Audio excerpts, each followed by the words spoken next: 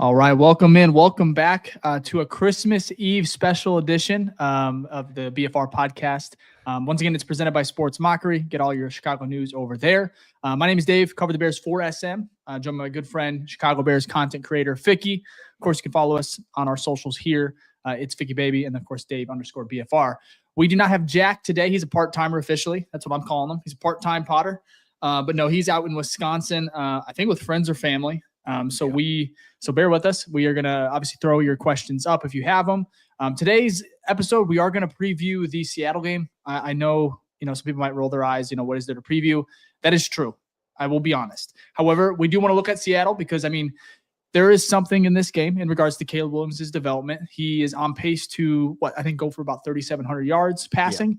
Yep. But if he has a really big game, I'm talking 350 again, 370, or even 400, which is possible. It's possible. He had 375, one game? I think he had 363, I think is his highest. Yeah. Anyways, the road to 4K it's tough and it's very unlikely, but it's possible.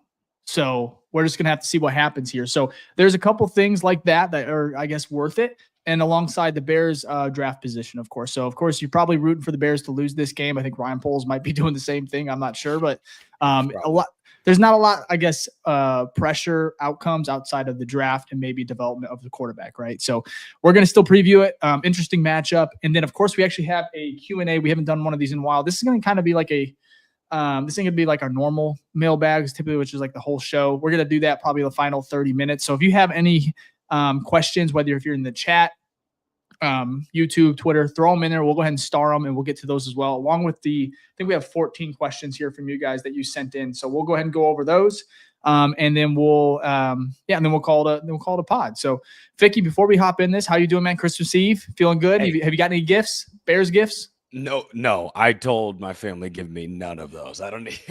First, I already have enough Bear stuff as it is, so I don't need any more. But no, this is not the year to be jolly on Bears gifts. That is not what I want. So no, but it's Christmas Eve, so it's impossible to be. Well, not impossible, but I'm doing my best to not be upset. Plus, the Bears aren't actually playing today. True. Unlike last year's Christmas Eve, which I actually went to. And of course, they lost that game too. I think was that last year, the year before, were they the 14-game losing streak? That was last year, 2022. Okay, so that was the Christmas Eve game. I think that was against the Bills. Fields played. That's where Velus actually had one of his biggest catches, that deep corner route to the sideline. The fact that I know that's sickening, but anyways, the team can't let us down yet. They can't let us down tomorrow, which is fantastic. So we get 2 full days to actually enjoy the holidays. So I'm good. I'm doing good. How about you though? They cannot ruin your Christmas, which is kind of cool. So they can ruin your Thursday. They will. They can't ruin your weekend. So a lot of positives heading this one. It's funny you said that, Ficky, in regards to Christmas gifts. I said, I think it's the first time I've said them ever. I was like, hey, not that I get a lot of gifts, right? But I was like, hey, no Bears stuff. I really don't want to. I don't want to wear anything. However, I did get some socks and they're kind of comfortable. I'm actually wearing them right now. Got a couple other Bears items. They didn't stick away from that. At the end of the day, I'm a Bears fan. We all are. So maybe a couple years from now, I'll have some pride when I wear it. But until then, we'll see. So, but again, Merry Christmas to y'all. Happy holidays, depending on whatever you celebrate. But I hope you guys have a great week kind of after the Bears game. Just enjoy your weekend and with family and friends. And we appreciate anyone hopping in to join this pod live and, of course, listening after. So, Ficky, I'm not sure where you want to go. Do you want to go ahead and just knock out this game preview before we get to our mailbag? Yeah, let's absolutely do that. Let's first start with the injury list that came out. So if you want to go ahead and rattle them off what we got here, Dave. Yeah. So starting with the Bears injury report, that is for Tuesday. Again, we play Thursday. So the next, we'll have a Wednesday injury report tomorrow on Christmas. But I think it's going to be a walkthrough, right? I don't even think they're practicing. Probably. So this is going to be interesting. So Elijah Hicks, ankle foot, did not practice. Travis Homer did not practice with a hamstring injury. Tevin Jenkins, calf, did not practice both Monday or Tuesday. I would be shocked to see him out there. Mercedes Lewis, me too. Rest. Travarius Moore did not practice with a knee injury. Javon Dexter, knee. He was limited both days, Monday and Tuesday. Doug Kramer, our center, shoulder, did not practice, or he was limited, on Monday and Tuesday. And Amon Ogbongbemiga. I should know that. I really should. It's a tough one. Think Well, he hasn't had much snaps. I think I've said that though before. I've said his name correctly before, and I was so proud of myself. Sure. But he has a hip injury, and he did not practice Monday, but he was limited on Tuesday. Braxton Jones not on here. Is he on IR? Yeah, he's out. Yeah, he's done for the season. So yeah, if you're asking about him, they did state that he is done. So best wishes to him. And, good news though. They thought it was going to be something where he wouldn't even be back by like the start of the season because they thought it was a fracture of his ankle and his tibia, so like the foot, like the leg as well. But the reports came back it was just the ankle, so he'll actually be back way before training camp. So that is good. Whether or not he's the starter or not, that is good that you at least have that piece going into the season, because you don't want to. My concern was if he was out by the first of the season, you were going to have to force your hand maybe with your draft pick or your free agency your free agency signings to where, now you have to get a tackle. And I don't want the Bears to have to do anything. I want them to have as many options as possible so that they can make sound decisions. So obviously we don't want him hurt either, but it's good to see that he'll actually be back. So you do have a starter who started for 2 years that can be your starting left tackle. So still may get replaced, but at least you have him there. Yeah, I think that's gonna be a big debate. I think as we go on through the offseason. Oh, for sure. The tackle, the entire offensive line, of course, even Tevin Jenkins. So, anyways, yeah. Merry Christmas to y'all. We see a lot of those comments coming in. So, Merry Christmas, Happy New Year's Eve. It's crazy. This year's flown by. It really has. Crazy, this season's been a little bit slow. I feel like it's been over 6-7 weeks ago. You could even say it's been officially game. For me officially over, where I was like, there's no chance, was after the third NFC North loss. Because you lose to Washington, you're like, okay, look, that was close, we still have a chance. You lose to the Packers, or you lose to the Packers, and you're like, oh my gosh, what the heck? There's no way you're gonna have back-to-back games blown like that, right? Yeah, like, where it goes crazy. Then you lose to the Vikings. I'm like, oh my god, or the Lions for Thanksgiving, I think. And then it was the Vikings. Yep. I think it was after the Vikings game. I was like, okay, we obviously. Well, the Vikings we went to overtime against Minnesota, right? Yeah. Packers blocked a goal. Vikings, and then the Thanksgiving debacle. That got Flus fired. Correct. Yeah. No, I think that's when. Yeah, I think that definitely. Yeah, that Detroit loss on Thanksgiving. I think it officially ended. I know we were eliminated from playoffs a couple of weeks ago, maybe last week. Yeah, last week we were officially eliminated. Yeah. But anyways, long season. Ready for the off-season champs, going for back-to-back. What does that say? What did that say? 2 doors? No. I was laughing at yours, but let's see that comment again. Sorry, it was. I do have 2. It's a closet. It's like. Oh, he said Dave has a room that's 2 doors. One's for entering and the other's for exiting. No, my door is right here to the right. That's a closet. I don't even know why it has two doors, but when the house is built, I'm not sure. It's just a bigger closet. 2 doors. That is strange, one for exiting. I don't know. Here's one from King Buka. Said the Patriots loss is the one I stopped caring. That one in Arizona was very bad. We got smoked in both of those. So, yikes. Okay, but let's take a look at this Seahawks injury list here. Ooh, paper. Yeah, we love that. I had to go directly to the website to get this one, so we love that. So on here for the did not participate, I mean, the biggest name here is probably Kenneth Walker. Tight end, Brady Russell at a foot. Kenneth Walker, the running back here with an ankle. Abraham Lucas, knee. Linebacker, knee, and then NIR rest. And then Leonard Williams, who's also another big name, foot, and then NIR rest. Limited participation was their starting tie and Noah Fant, the running back Zach Charbonnet, their center Olu Olawatimi, Derek Hall, their linebacker, and then their linebacker Nwosu. So, I mean, Leonard Williams, obviously Kenneth Walker, and Abraham Lucas, those would be big ones. But other than that, I'll be honest. I wish these injury reports meant something, because like when you're really looking at injury reports is when you're still when your season still like means something, because you're like, oh, trying to get any advantage. What can we take advantage of this week? What breaks are we getting, right? Or what breaks are we not getting? Right. So for now, it's like, man, it don't really matter. And then also I'm scarred with the 49ers game, because they were missing some big time players and we got spanked. So the Bears don't even deserve. Lions are missing like half their team and they still So, I mean, no, their offense was fine, but like they're missing their whole defense is basically out, and we still couldn't do that much. Excuse me. So that's a good point, though. Yeah, most that's why some of this pregame we're like, oh man, if you go back and watch us from week 1 about how we approached the pregame, every analyzed detail, everything, but it's like, dude, we've lost 9 straight. I don't know. Backup right guards kind of banged up. This is interesting. I wonder how the matchup's going to be. It's like, not dude, anymore. We lose all these matchups, so not great. But is there hope?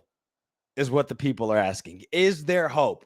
Let's take a look at the team overview here and see. There might be, Dave. There might be. This on paper, not super great. 13.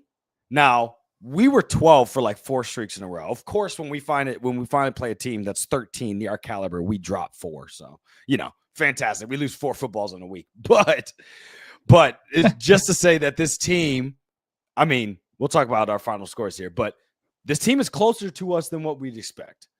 Still think they're better, but they're closer. They don't have anything that significantly stands out on paper. Well, I mean, they're 8-7, right, Vic? Yeah. I was shocked when I looked that up because I thought they were actually maybe they've lost a couple as of late. I'm not sure what what losing streak looks like right now, but I just thought they had a little bit better of a record because they're only 1 game above 500. Yeah, they were closer. Leaps and bounds. They've lost a lot more recently.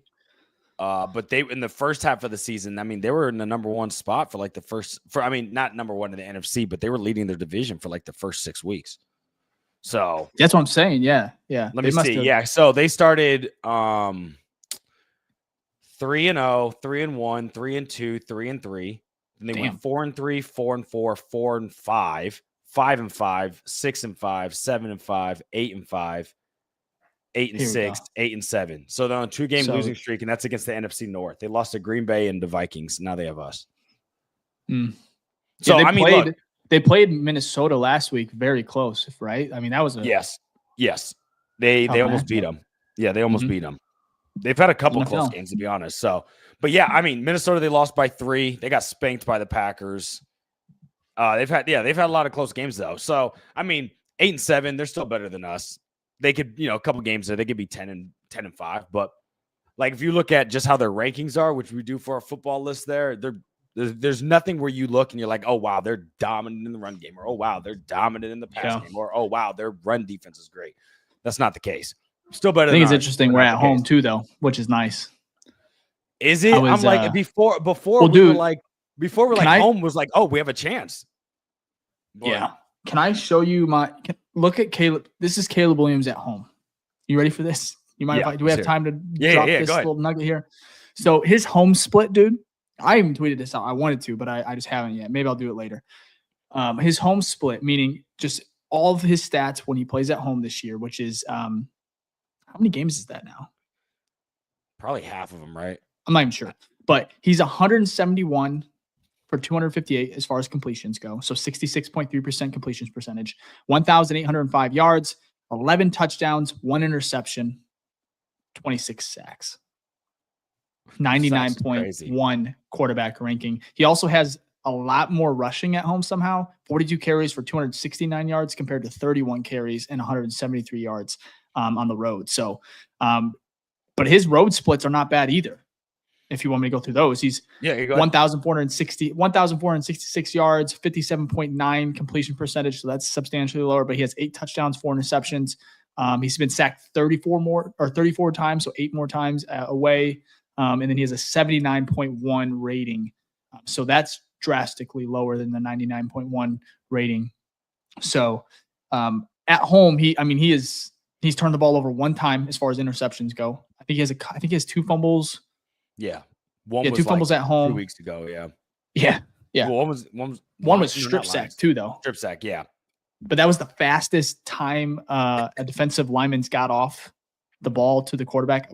Yeah. I forgot how basically untouched. It was the fastest time that he got a defensive lineman has gotten to the quarterback all season. Yeah. And that was right after was that Karan Amagaji? Yeah, it was. Yeah. And that was right after was it Troy Aikman, who's like, oh, quarterback sacks sacks are on the quarterback, and then Literally was like immediately the next play. Yeah. The I tackle remember blocks nobody and gets I remember I strip got off my seat and I was like, I gotta take this. I took my phone and I was like, I'm watching Karan Amagaji and I'm tweeting this because it was so epically bad as far as just he looked so slow. But anyways, though, yeah, interesting splits though when you look at him at home. Hey, look, he plays better at home. We've seen that. There could be a chance.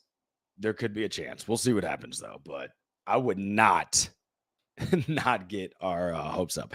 There is a funny comment here from Bears Junkie 23 Hall of Fame said 0 footballs for blocking. Yeah, it's not non-existent, good. Just like the line. 60. We've given up 60 sacks, and that Caleb's he's been sacked 60 times this year.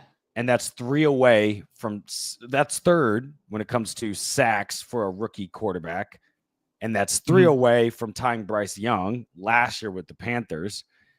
So that means our offensive line is bad as the worst team last year, which is crazy. And then it's 13 away from Derek Carr. I don't think we'll hit Derek Carr, which is great. But I think the only thing that makes me feel good about that is like they're going to fortify this offensive line like no other this offseason. They are going to hit that trenches so incredibly hard. Like we're going to probably get 3 to 4 new high caliber players, or maybe at least two mid, like average, above average, and then like probably two studs. We were probably going to get a rookie, one draft. Yeah, probably going to get 1 stud in free agency, 1 stud in the draft, and then some. Tell me why I want a center. I don't know what the free agency class looks like as far as centers go. There's a couple you could get. I would rather go free agency for center. I want to bet, man. I don't want a rookie. Yeah, center. Maybe draft one late.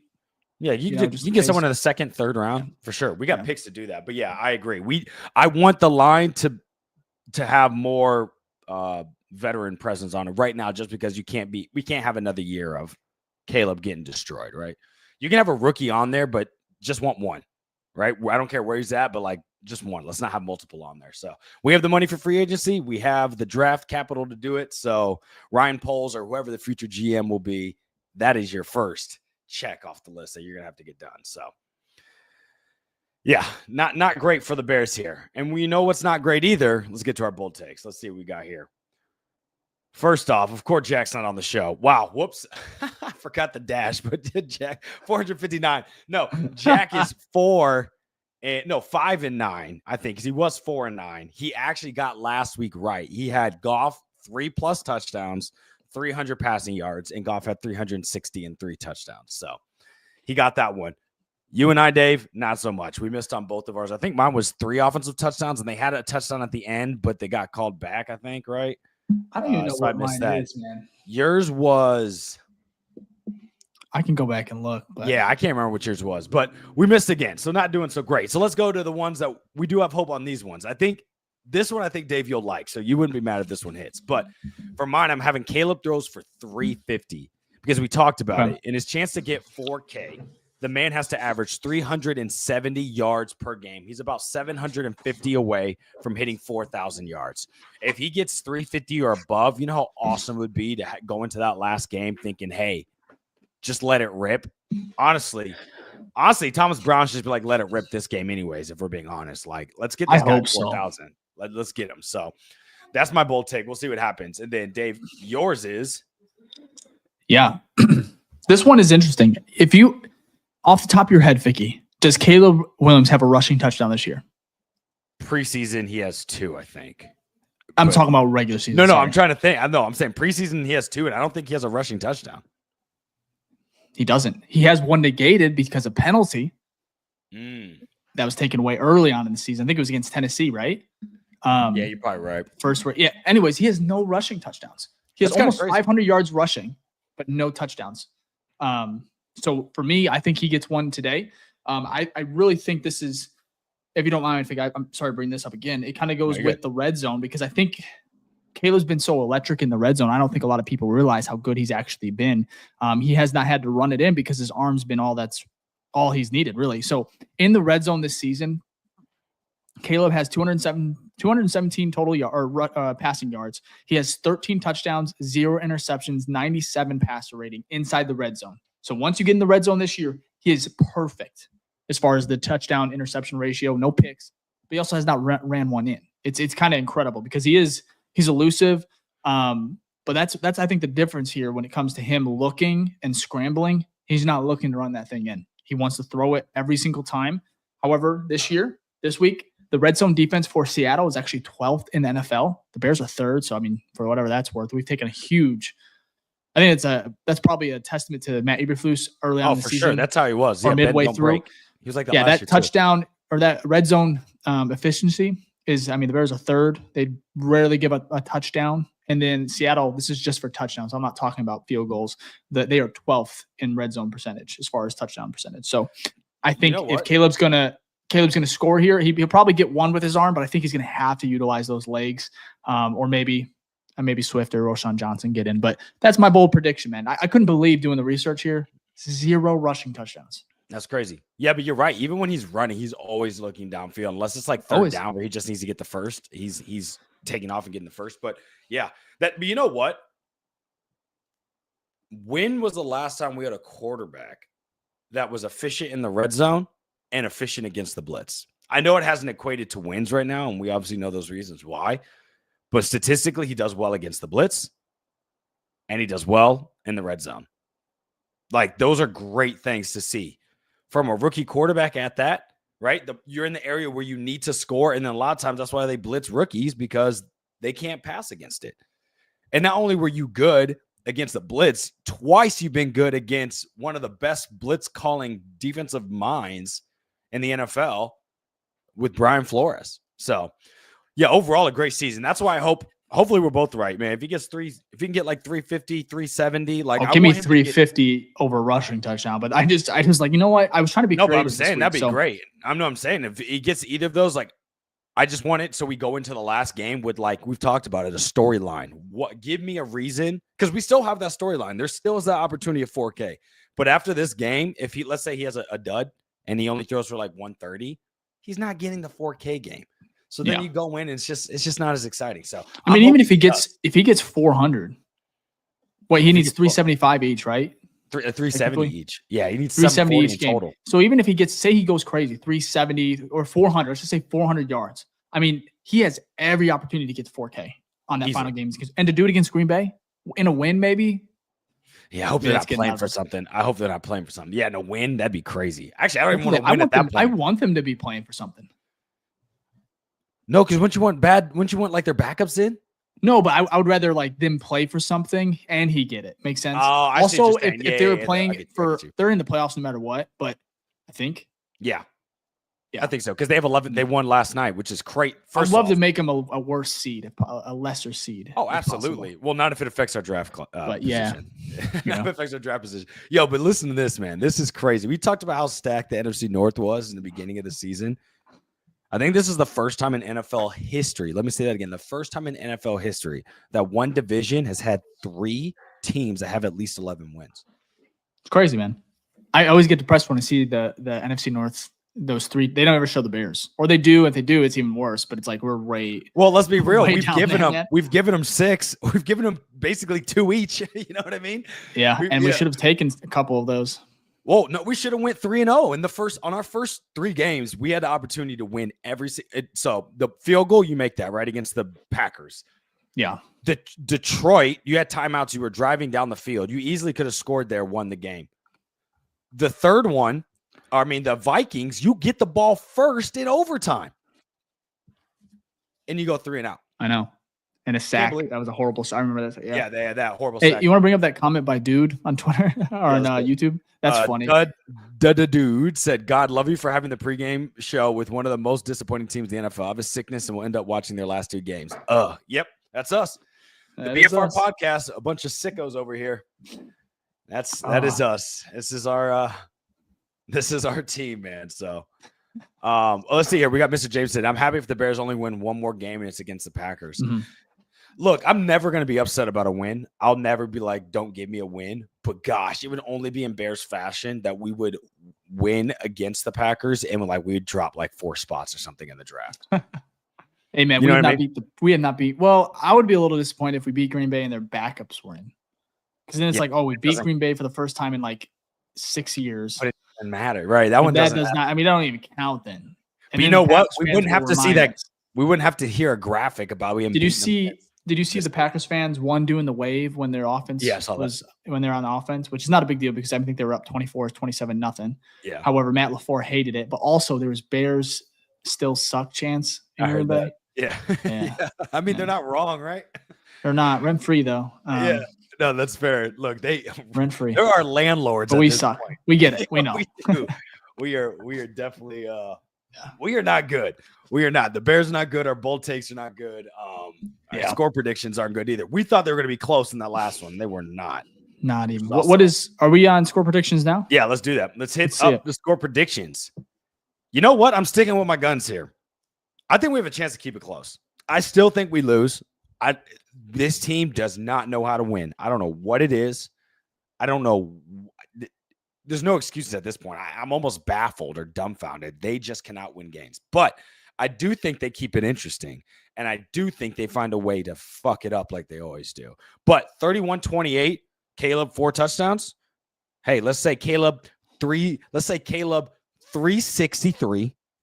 No, because that's what he got. That was his highest. Let's beat that. Let's go 375 passing, 3 passing touchdowns, 2 to Rome, 1 to Keenan.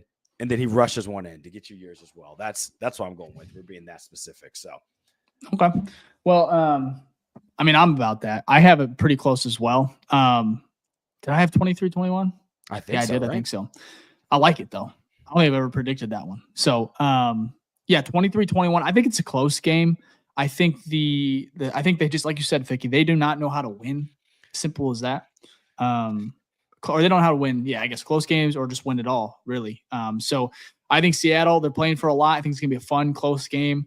I hope I'm wrong. I hope Caleb maybe gets a fourth quarter, comeback win or fourth quarter, game-winning drive under his belt. However, it is probably more beneficial that the Bears lose these next two. However, I'm going to be watching, man. This is a game that this is a caliber of team that they have not played in a while because they have went through a gauntlet, like we talked about. And it was all the NFC North. They have failed in this gauntlet, but they finally went through it. Now you got Seattle, probably one of the worst teams here on these final 8-9 games, and then you have Green Bay, depending on what they have to play for. That you may get their full strength, you may not. So either way, they're gonna have to. Who's that guy that they have? Their backup quarterback, Malik Willis. Yeah, Malik. I mean, he's kind of decent too. You're throwing some dots, bro. It is watching the Packers earlier on when Jordan Love was gone and just watching the Packers over these years. Yeah, Matt. What a good coach can do. It obviously you want talent, right? And talent will be better, but your floor is automatically lifted when you have a good coach like that. It is crazy. I'm almost dumbfounded. They just dropped someone. It's like, oh, look, their backups already look better than our starting offense. And obviously, we're way more talented, though, especially for the quarterback position. So, yeah, Ben Johnson or offensive-minded coach, please help us out. All right, let's get to Monday headlines. We'll do our break, and then we'll go into the Q&A for the folks that had some questions. And if you have some questions, you're watching the show, first off, thank you so much. Go ahead and leave some in the comments. We'll go ahead and get them starred. And if we have time, we'll address those comments after we go through our Q&A ones from the ones on Twitter. Okay, my Monday headline. Man, it's hard. I'm getting less witty with these because this team's been bad. But best to ever do it, more like a question mark. And that's because I think Caleb's going to go crazy, bro. I don't know why. Maybe this is me just I can see it hitting the pipe, but I just feel like this might be his best game yet. Think about if he ends the season like this, Dave. Even if he doesn't get 4K, 3 games where he goes over 300 yards to end the season. Yeah, you're going to be feeling a lot. We already feel good overall, but we'd be feeling really good about Caleb. I would love to see him separate himself. I don't care if they're garbage stats. I don't care. Stats are stats at the end of the day. And this is his rookie year. I would love for him to go on a burner at the end. Continue this streak, like you said. That'd be great. So yeah, best to ever do it. Could have the best and season ever for the Bears. That's basically in reference to, not to other teams, but Chicago's is the best ever. Yeah. That'd be the best rookie season of all time. So comparison is a thief of joy. We don't compare about other teams. Yeah, no, we can't do that. No, it will be very, very sad. So Dave, all what's yours? It's almost over. I don't know. That one would hit home to me if I picked up a newspaper and saw that. with Caleb, and he played well, but Bears lose again. It's almost over. Season's almost over. It's almost off season. Which I mean, I hate to say it, I almost enjoy the off season sometimes more than the regular season, especially as of late. These last few seasons, of course, last few regular season for the Bears, it's just been disappointment. Ever since 2018, it has been hell. It has been tough. So there's no question that this past offseason was 10 times more exciting than this season because the hype of getting your quarterback, the drama, the trade notification hit with Justin Fields. Yep.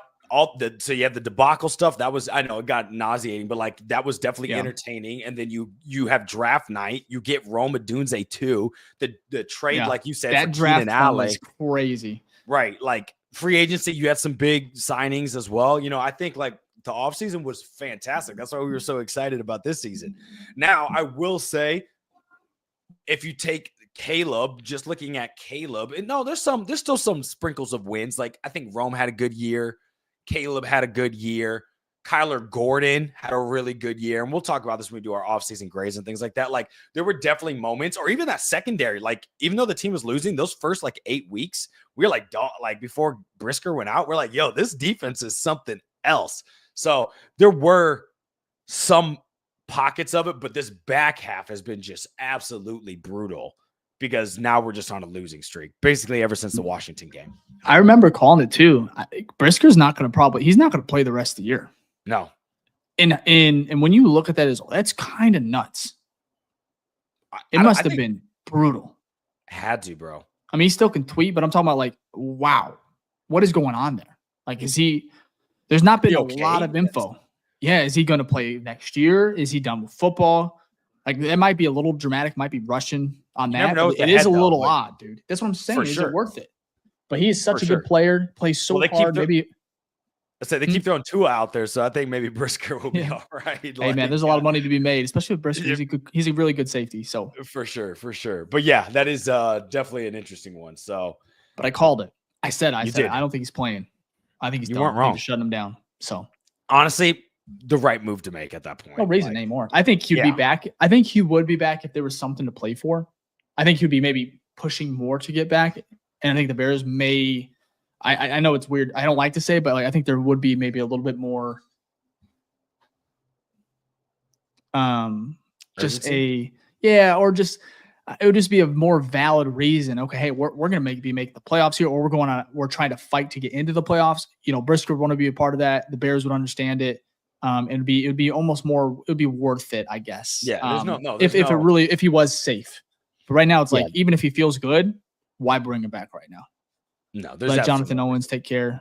He got man. Do you see him get got on that? He did. You know what though? He kind of had he has like two or three picks. So it's kind of. I think he's a solid backup. Oh, for sure. So I think he's on a 2-year deal, so he'll be here next year. So Yep. Yep. All right, you guys. Actually, let me do the read real quick, and then you can get the Q&As loaded up here. So first off, if you guys are here with us, or I should say all of y'all, because we accept everyone here. But if you are joining us on the BFR show on a Christmas Eve, first off, thank you so much. We know that, we don't expect people to be hopping on during this time, but we do appreciate it. Now, if this is your first time, hats off. Please give a hashtag new face gang in the comments, and we'll go ahead and give you a shout before the end of the show. If this is not your first time, this is your second time or more, like a bunch of you OGs in here, I see y'all. If you want to give a hashtag OG, we'll give you a shout out before the end of the show.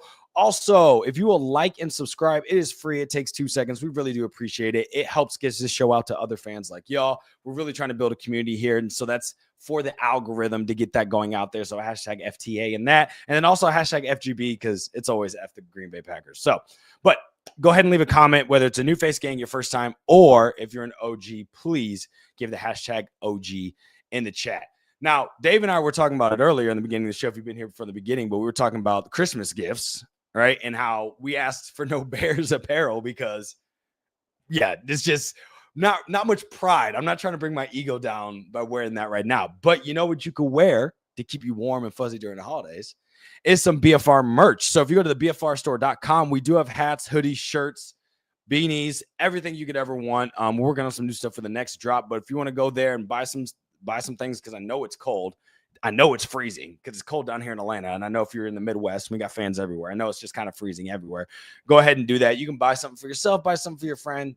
It's awesome. So we appreciate that. All the money from the store just goes right back into the show so we can keep making valuable content for y'all. So we appreciate that. And like I said, we do have an ongoing community that we're here trying to grow, not only on YouTube, but on our Patreon. So if you go to Patreon, the BFR Den, we do have some tiers where we have monthly giveaways, private Zoom calls, and mailbag episodes. We just did our monthly giveaway where our Hall of Fame Patreon member, Mike, won. I'm losing my mind over here. He won a hat for the monthly giveaway. So we do have 2 tiers. Our first one is our Hall of Fame Grizzly tier, and I'm gonna give him a shout out right now. So shout out to Michael, who is across the pond, the UK, and then shout out to Gage as well. In this tier, the biggest thing is you get the private Zoom call with Jack, Dave, and me. And it's like 30 minutes. It's fantastic. We get, we're on there face to face. And we get to talk about whatever. Obviously, it's mostly Bears stuff, but talk about anything on there. And that's $10 a month. And then we also have our $3 tier, which is our rookie Grizzly. So shout out to Alex, Brian, Chris, Jason, and Eston. That's $3 a month. That's less than a cup of coffee. And you still get a chance to win monthly giveaways. So please join that. If you want to get access to our Discord, if you want to get more exclusive behind the scenes content, and we're working on bringing more and more value to that Patreon in 2025. So thank y'all so much again. Comment hashtag OG, hashtag New Face Game. We'll give you a shout out before the end of the show. And if you have any questions, because we're about to transition to the mailbag, please drop them in as well, and we'll star those and try to get to those. So back to you, Dave. Love it. If you're cool with it, Vic, if you want to share I'm going to share the screen. If you want to bring up, change the overlay, and we'll get to these mailbag questions. So let's do it. First of all, we'll make sure to get on Twitter here. All right. Can we see? Is this good? Yeah, good. Pretty loud. I don't think I even have to make it bigger, right? No, maybe not. Once you click on I love Mike Brown. Love that Mike Brown. Someone said this is a woman. I'm like, do you not know your Bears history here? Yeah, that's the OG. Yeah, I'm not gonna point out who, but like, damn, I was a little taken back when someone said that, man. So I said, send me your best, most creative Bears questions, and of course, I'm gonna answer them both on my article, which is good time to say. Again, this show is powered by Sports Mockery, presented by them. So if you want all your sports needs, Bulls, Sox, not Sox, Cubs, Bears, whatever it is, check out SM. Of course, I write for them. I'll have basically, it's actually my first one in a while. My mailbag article will be coming out likely tomorrow, probably actually on Thursday. It's Christmas tomorrow. Nobody wants to read the Bears on Christmas, at least not this year. So anyways, we will go ahead and start answering some of these questions. So first of all, thank you for sending them in. We'll go ahead and let me see here. We'll start here. So can everybody see that? Do I need to make it bigger? Yeah, there you go. Yeah, that's perfect. Is that perfect. good? All right, guys. Yeah. So we'll start with SM here. This one is, you can only choose one to be the next Bears head coach. Mike McCarthy or Mike Vrabel. That's a good one. You want me to go first? Yeah. I think I'd take Mike McCarthy. I think he has a longer first of all, Super Bowl winner.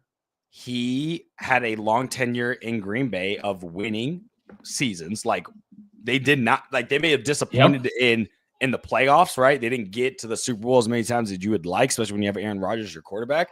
But they were in the playoffs year after year after year after year. So he can win. And when he went to Dallas, other than this year, they basically went to the playoffs every year. They just couldn't get past the first round. So if I'm comparing that to Mike Vrabel, who won 6 games in his last 24 games, I think he only won 6 or something like that, 6 or 7. And obviously, it's wins and losses don't tell the full story. But like, I'm going to take someone who's been a little bit more consistent for a longer period of time. He has won a lot. I'll go through. This is from our guy, Justin of the Year Chicago Bears, over there. Nick Rhodey, he kind of laid it out for us. So I'm going to go Mike McCarthy, his record here. He's 174 and 110. So 174 wins, 110 losses, 2 ties. He's 11-11 in the playoffs, 11 10-plus win seasons. That's why 11. That's 53 crazy. And 23 in the NFC North. I mean, a lot of this has to do with, his time with Aaron Rodgers in Green Bay, though. 3 NFC championship appearances, Super Bowl champion as well. And he has 6 10-plus seasons in his last 10 years versus Chicago, which, the Bears have 6 10-plus win seasons in the last 23 years.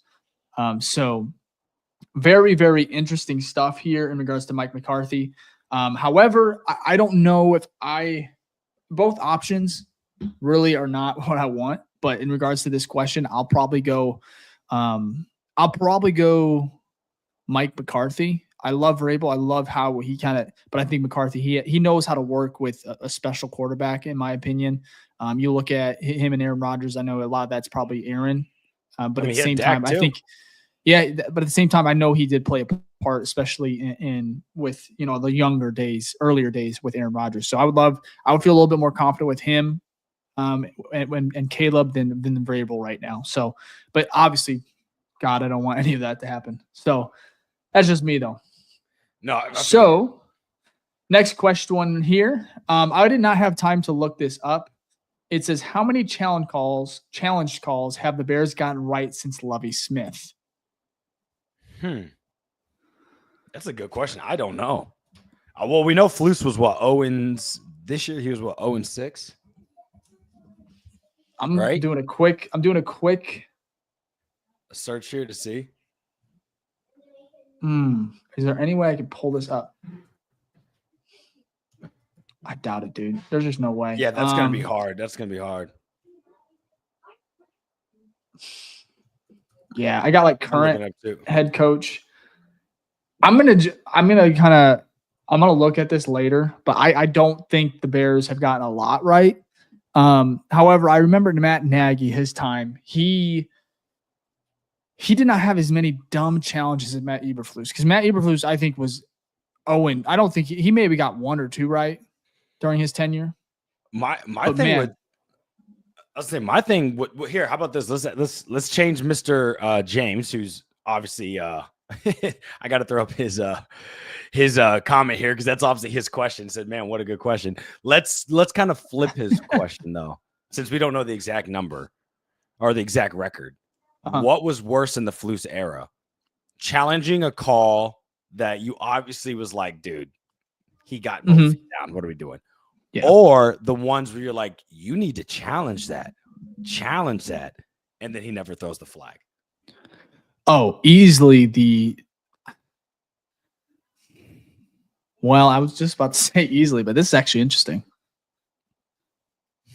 I would say the ones that he did not challenge that were critical. That's what I feel. Yeah. Because it's all right. You probably get another one. You get another challenge if you throw one stupid flag, just to see what it is, at the end of the half or something like that.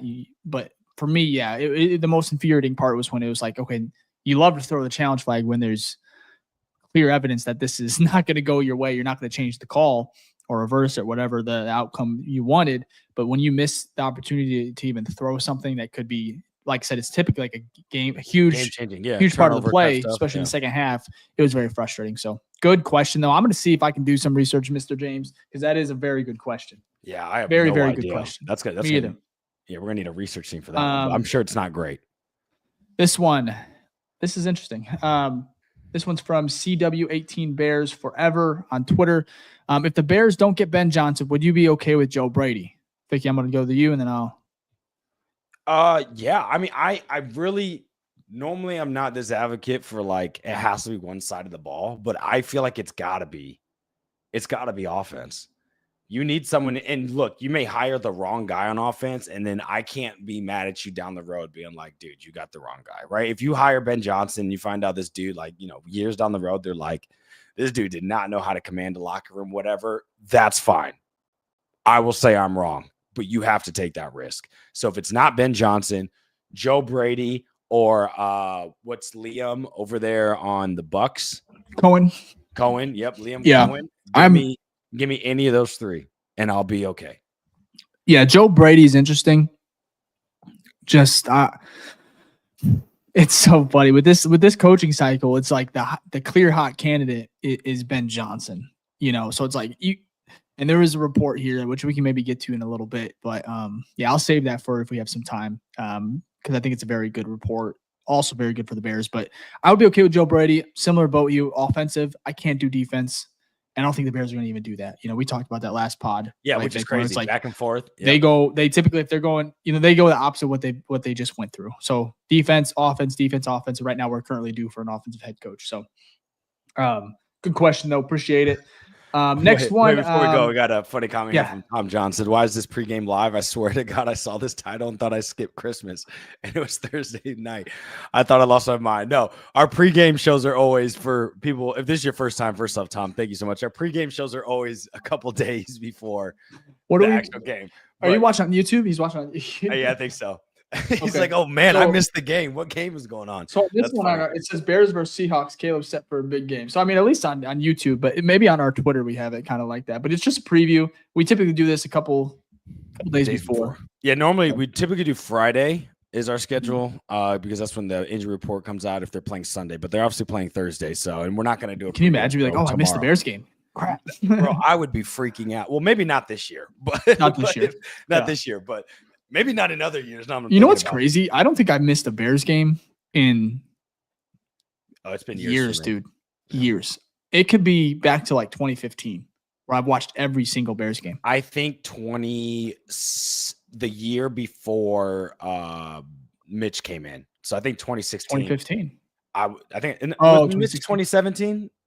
All right. No, because Mitch was 2016 ended in 2017. Yeah. Yeah. So mine was 2015. 2014 and 2015. Dude. Crazy. It is pretty crazy. And we still wake up with a smile. It's remarkable what this team is. So, but yeah. Martin on Twitter here. Martin's Twitter. He goes, how would you rebuild the O-line early in the draft, free agency, trades, all of the above? It feels like injuries and lack of starting depth has plagued the Bears O-line for 10 years. Do we even know the last Bears season where the same starting line played all 16 games? So first off, great question. Second off, I'm not making this a Bears thing. It is very hard to have your whole O-line start 16 games. Yep. That one is so I'm not going to put that on the Bears. That the NFL is just a brutal game. I would almost say that's never happened. Probably not. Maybe when there's less games in the league, when it was like 12 back in like the 80s or something like that, probably that could happen. But yeah, it's very tough. Now, there's been seasons where there's been way more injuries than others, and I would include this year. Like this year, we've had players drop like flies, like left and right. So yeah, not great. I'm sure we've had some O-lines back when the offense was good, where it's like, maybe the most of the O-line. Normally, like you'll see during games, it's like, 4 out of the 5 of the linemen have been the same for like the full season, right? Like one person got injured, but to have all 5, that's pretty tough. But to answer your actual question, how would you rebuild the line? I am starting free agency first. There are some good names out there. There's some maybe even like super older ones that could still be serviceable, right? So maybe like a 1-year, 2-year deals. But there's someone like Trey Smith, guard, who you could get that would be a huge signing and would significantly improve your team immediately, right? So free agency comes first. So in my opinion, this is how I would approach just any free agency. You fill the positional needs that you fill the holes that you need. What you then don't fill, right, or you do not get, then your draft is to then backfill that. Not like in every situation you want to get best player available, right? In some cases, but you now see, okay, look, we got tackle and guard, but it looks like we didn't get center in free agency. So now when we go into the draft, we understand that is a positional need that we have to focus on, whether that's second round or whether that's 5th round. At some point, we need to get a center. So I would approach that. Let's get as much as you can because we have the money of solid quality offensive linemen. And that's not just big names. I think we could get one solid starter, right, in free agency, if not 2, and then have at least, if we get 2 starters, 1 depth, and then if we get 1 starter, 2 depths. That's something we need to get like 3 of them. And then in the draft, depending on how the board falls, we could probably get a tackle at 9 or 8, right? Or we go for Mason Graham, the best interior defensive lineman, if he falls back that far. So that's how I would personally approach it. Let's try to get as much of those questions answered during free agency. But Dave, what's your thoughts? Yeah, I mean, I'm the complete opposite of you, honest to God. No, I'm just kidding. No, I mean, there's not much more to say. I mean, I'm with you in that boat here. So I'm not going to add more because I think you said it perfectly. The Bears have to attack it that way. All of the above is my answer. Yes, please. You just explore every option. My question for you, Ficky, which I guess I'm going to add a question here before we get to ours, but it's about the line. Tevin Jenkins, are you extending him? Are you even reaching out to him? Hey, I know it's not been the perfect year. You've been banged up. We got to talk about this. Obviously, you're not going to get, the biggest deal from us, and I think you understand that. So would you offer him are you even going to go to the table with him and be like, hey, this is our deal, take it or leave it, or you can try to, test it in free agency? Is he worth even offering this has been one of the hardest deal to him? This is the hardest question, right? I know. Because there's a couple factors here that play a very important part, right? How good your team is, right? Like, we are desperate for offensive linemen, whether they're injured or not. We, as it shows, do not have even depth, right? We don't even have starters and we don't have backups. So you look at that and you go, okay, Tevin Jenkins would still be worth it. Even if we got 8 games, he'd be worth it, right? But then the second part is the capital that we have going into, which we just talked about, going into free agency and the draft. Do they feel like they can get 2 solid starters, right? Because let's say I'm just throwing numbers out there because I don't know Tevin's numbers, but let's say Tevin is $12 million, right? Is there someone out there you can in free agency that you can get for $12 million that will be equal or more, like skill wise, than Tevin Jenkins, right? Or even maybe you have to pay a little bit more. Let's say it's like $14 million, right? So it's a -2 loss for the difference, the delta, but you're getting someone who maybe is healthier and can, or even the same, but can play more games. Yeah, I don't know what Poles' approach is, and it's hard to tell what his approach is for the offensive line because we haven't really seen a good one. I would at least go to the table because that doesn't hurt. But knowing Poles, this is the one thing we do know about Poles. It doesn't matter what player. He's not giving you more than, as we say, quote, his number, right? You're not going to get more than what Ryan Poles has decided in his mind. So maybe he comes to us and says, hey, like you said, take it or leave it. And if he leaves, it's like, whatever, I'll take that money and find someone in free agency. I think with Tevin, if you can get, for him, if you get good value, I'm talking like contract numbers wise, if you can get a really good value on his deal, I think it's worth it because he's gonna get banged up, but he's a very, very good player when healthy. The problem is he's just not always healthy, and in those injuries, they do tend to linger to other games, multiple games. They kind of string on, right? Now he hasn't missed. I don't think he's missed any games this year, but he's been banged up probably 5 or 6 games. He's come out there hurt. Did he not miss one? Did he miss one? He maybe missed New England. I think he maybe missed New England.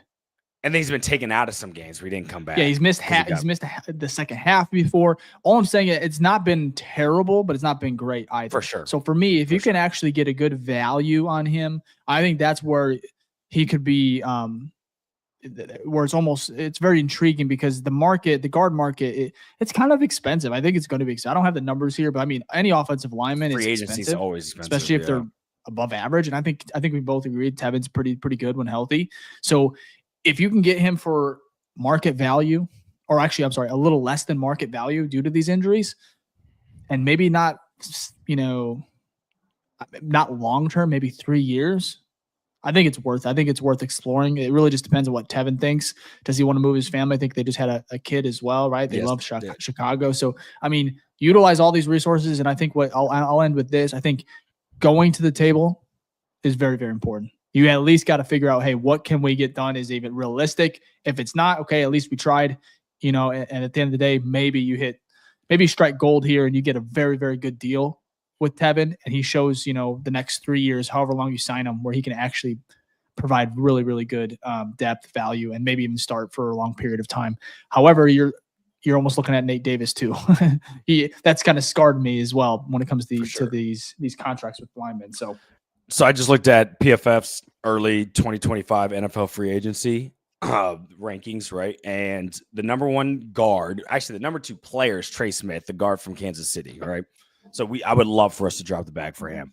100%. But the second guard on that list is Tevin Jenkins, the 25th best free agent player. and they are projecting that he would have a deal that was similar to. Oh, actually, he's a third guard. There's a guard right before him, Will Fries from Indianapolis Colts, and then Tevin's right behind him. And they're expecting he would get the same deal as Sam Cosmi got, which is 4 years, $74 million. And that's what the guard got for the Washington Commanders last year. So say that again. This is Tevin's what number?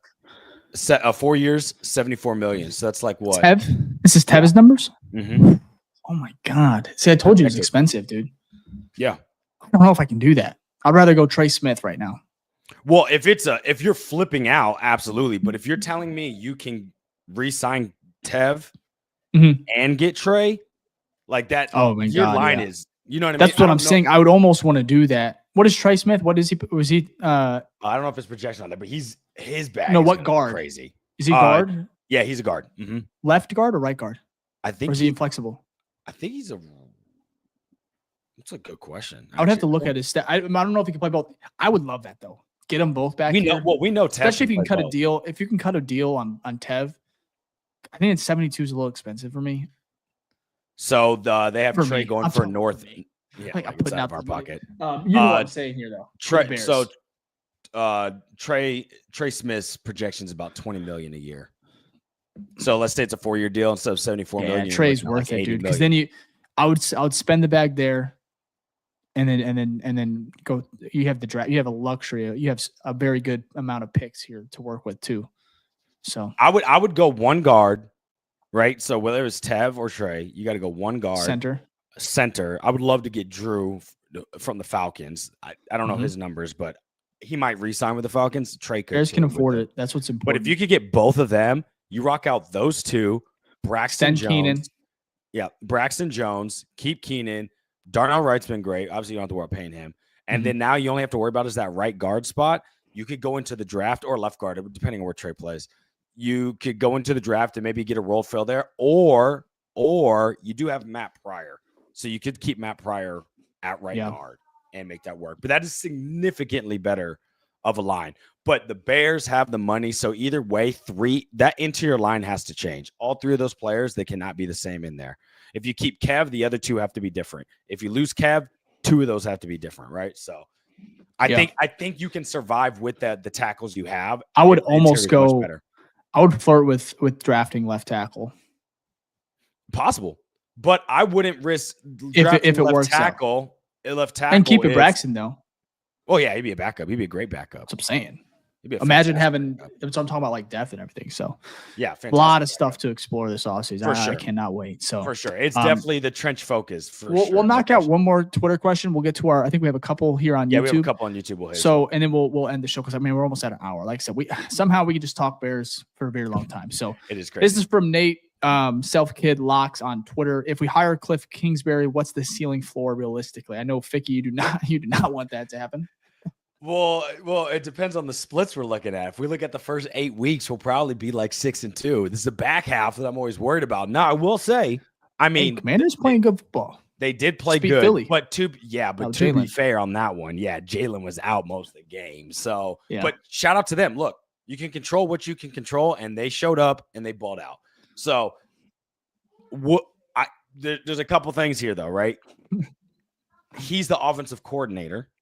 So he just focuses on the offense, which is good, right? Yeah. I think as an offensive coordinator, he has a track record, has shown that he is a good offensive coordinator, okay? That's why he's gotten head coaching jobs because of his offensive coordinating, right? That's the promotion. But as a head coach, he has not shown that. So I would be scared to go out there and hire a head coach that did not do well the first time. So I don't know. Not my cup of tea. I guess the ceiling, you never know. Ceiling's maybe like 10 wins. Because I can't jump crazy. It's 4. It's a no from me. But his ceiling, I think, would be interesting to think about with Caleb. Because there is history between those two. For sure. So could that spark some things? I don't know. I like what he's done. I probably like what he's done with JD a little bit more than you have probably this year. I think he's done a good job. I'm a little bit higher on Cliff Kingsbury. I think his time in Arizona was weird. But yeah, That team was I also think garbage, though. I would find myself talking myself into getting pretty hyped between those two and what they could accomplish. However, the floor could be very low. It could be bad. It could hit the fan quick. Excuse me, I'm getting choked up just thinking about it. But no, it could be really low. When it comes to head coaches this year, though, you know where I stand. I think we both know. I don't know. Is it Ben Johnson for you 100%? Well, actually, let's go to our perfect transition here. So, Brilliant Hoops here on YouTube said, "Do you guys want an offense or defensive head coach?" We kind of answered this previously. Well, I did. I think Dave basically also did, but it's got to be offense, and we think it's going to be offense because the Bears in the past since Lovie Smith, they went Lovie Smith defense, Mark Trestman offense, John Fox defense, Nagy offense. Matt Eberflus defense. So they've gone defense, offense, defense, offense. So we're hoping this turn they go offense again. To answer your question, Dave, I think it's got to be Ben Johnson. It's got to be. Like normally I'm not. The last coaching cycle, actually, we didn't even have a pod then, but like I remember talking about it and all the discussions. I wasn't like it has to be this person. Actually, no, we did talk about it because in our group chats because we all talked about it, right? I know I was a little bit higher on the situation because I was like, look, you don't have to someone's got to start somewhere. So I wasn't worried that it was like a no name. I was like, his history shows that he's been a great defensive coordinator. We don't have to have an offensive mind that comes in here. And we were still trying to figure out Fields and all that stuff. So I was kind of like open for whatever the candidates were. This year, completely different. This year, I'm like, you see the guy. And as different as we've seen this guy coach, at least on the offensive side of the ball, 7 or 8 times already. Right? Or 6 times, at least. 6 times, 3 years, we've seen what he can do. And we've seen what he does. And he just pulled out one literally last week, some crazy stuff. I know trick plays aren't it, but like he shows that he's very competent on offense and he has a tenure of doing that. Why wouldn't you pair that up with your quarterback? Because if you can get that pairing, bro, it could be game over.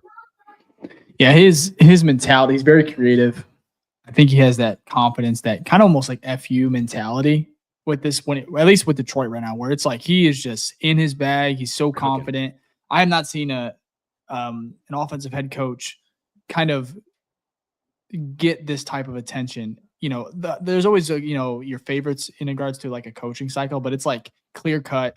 This is the next guy. This is the next guy that could change an NFL franchise. And he has some options. I know we talk about Chicago just being, like a very good landing spot for him. But I mean, there's other teams that, could swoop in. It's just interesting because there was a report, about him expected to interview for the Bears head coach. That's what they said. He's expected to interview. A couple weeks ago, Ben Johnson, through the media, said that, any job he takes or any interview he takes, it's because he's willing to accept that job. So it kind of makes you think here, okay, this is all lining up too perfectly for Chicago. It doesn't get much easier than this in regards to just, hey, full on here. We want you. As long as there's no red flags, which this shouldn't be an interview, it should be, I think, Ben Johnson in Chicago, and that should be it. So, well, let's think about it. If we're talking about normally things don't align up with the Bears. Normally we don't have a very attractive job. Normally, we don't fire the coach early, so like we're one of the later ones to the party to then start the coaching search. But if you look at it, out of all the teams that have fired their coach, we are definitely the more intriguing one. First off, because our offense for Ben Johnson underperformed this year, right? That's where our coach got fired, because you look at it on paper and you're like, someone can make that work, right? You've got tools in the toolbox that a carpenter would love to play with, right? So you have that. That's what's intriguing. And the most important thing is you have a quarterback who, against your team, has shown you live, like, oh, this dude can ball, right? So you have that. So that brings you in. Second thing is your coach is gone. So you're ahead of some of these other teams that maybe there is a team out there that is better or whatnot, but they haven't fired their coach yet, right?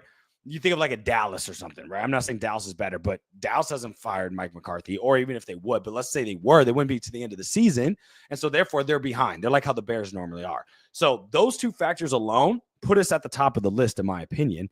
And I'm hoping the Bears actually take advantage of that.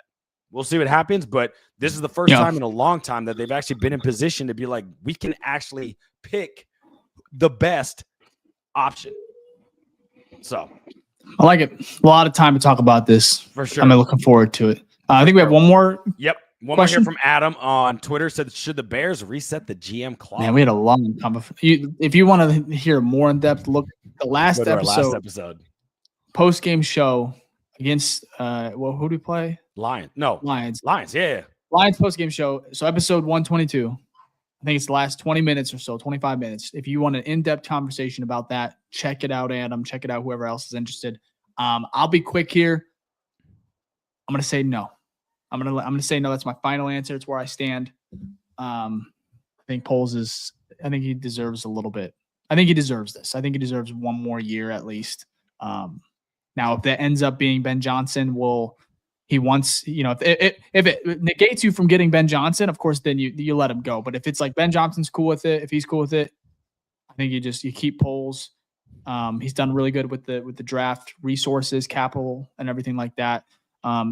However, I can also very much understand if they part ways. But that's where I'm leaning. It's probably 51% keep him, 49% let him go. That's exactly where I'm at.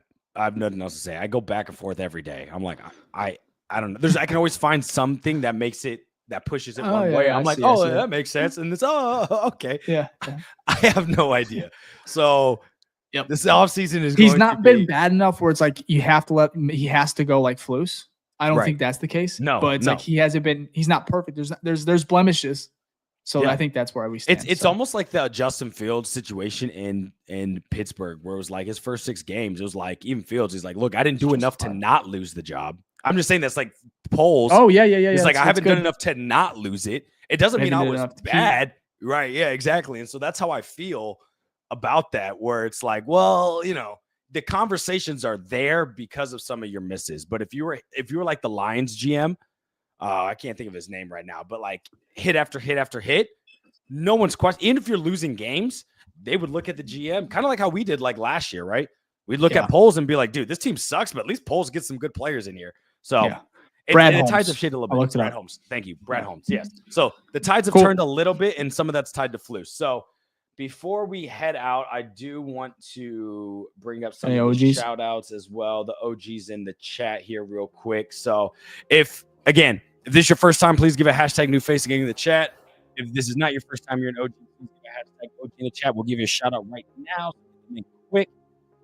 And then let me go ahead and pull up. We do have a first time in here. Josh Thoughts here on Twitter with a hashtag first time. Appreciate that, Josh. We love when we have people watching on Twitter as well.